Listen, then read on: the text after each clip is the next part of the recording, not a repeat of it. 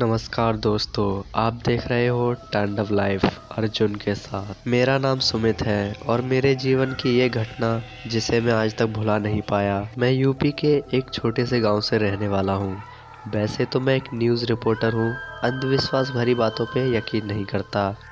एक दिन मैं अपने घर पे बैठ के अपनी स्टडी कर रहा था, तभी मुझे मेरे दोस्त का कॉल आता है। उसे किसी भूतिया हवेली के बारे में पता चला था। पहले तो मैंने इस बात पर यकीन किया नहीं।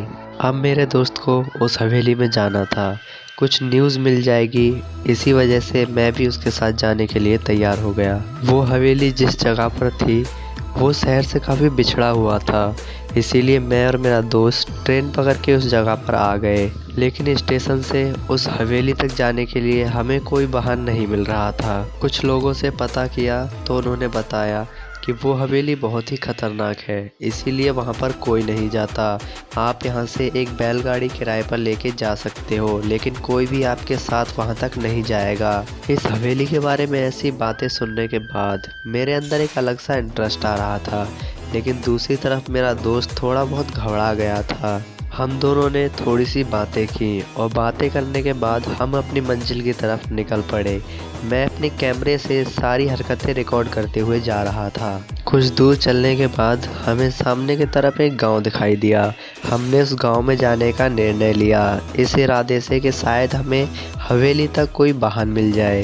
गांव के अंदर जाने के बाद हमने उस हवेली के बारे में कुछ पता किया तो कुछ बड़े बुजुर्गों ने बताया कि उस हवेली में एक लड़की की आत्मा है जिसको वहीं पे जला के मार दिया गया था। अब ये सुन के मेरा दोस्त एकदम से डर गया और हवेली जाने से मना करने लगा। मैं अपने दोस्त को गांव में ही छोड़ अकेला एक बैलगाड़ी लेकर के उस हवेली की तरफ निकल चुका था। हवेली तक जाने का रास्ता काफ़ी टूटा हुआ और कच्चा था, कोई पक्की सड़क वहाँ तक नहीं बनी हुई थी, क्योंकि उस हवेली की तरफ कोई भी आता जाता नहीं था।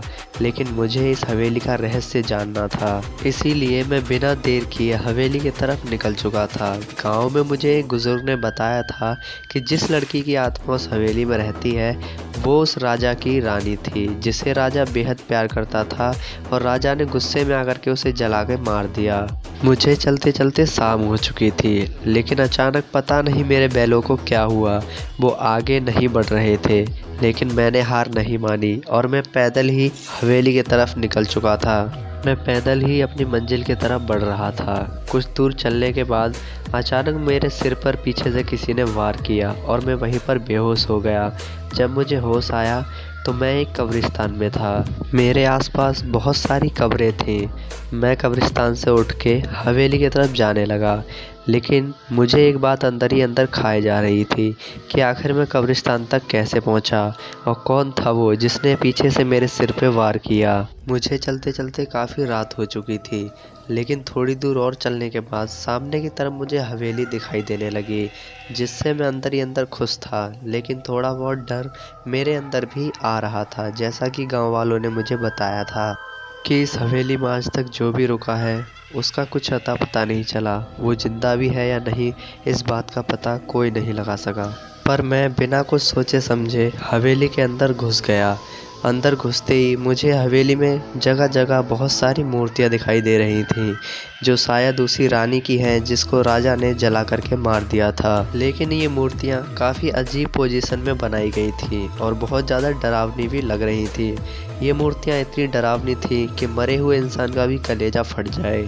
मैं हवेली में इधर उधर घूम रहा था, जिस भी कमरे में जाता मुझे सिर्फ वही मूर्तियां दिखाई देती, जिसे देखकर मैं कुछ सोचने लगा। तभी मेरे सामने रखी हुई उस रानी की एक मूर्ति मेरे तरफ अचानक ही बढ़ने लगी। उसके साथ दो मूर्तियां और भी मुझे मारने के लिए मेरे तरफ बढ़ने लगी, जिसे देखकर मैं बहुत ज़्यादा डर गया और वहां से भागने लगा, लेकिन मेरे पैर आगे नहीं बढ़ रहे थे। अचानक मैं वहीं पर बेहोश हो गया। जब मुझे होश आया तो मैंने देखा कि मेरे सामने ही कुछ लोग एक लाश को धरती में दफन कर रहे हैं, जिसे देखकर मेरा कलेजा हिल गया और मैं वहां से गांव की तरफ भागने लगा। मैं वहां से कुछ ही दूर भागा हूँगा, तब तक एक काला साया मेरे पीछे पड़ गया, जिसे देख करके मैंने अपने भागने की स्पीड डबल कर दी। लेकिन कुछ देर भागने के बाद मैं बेहोश हो गया। जिस वक्त मुझे होश आया तो मैंने अपने आप को गाँव वालों के बीच में पाया और गाँव वाले मुझसे पूछ रहे थे तुम्हारे साथ क्या हुआ। मेरे साथ जो भी हुआ मैंने गाँव वालों को बता दिया। गाँव वाले तभी यूपी एक बुजुर्ग को बुला के लेके आए जो कि झाड़ फूँक करना जानता था।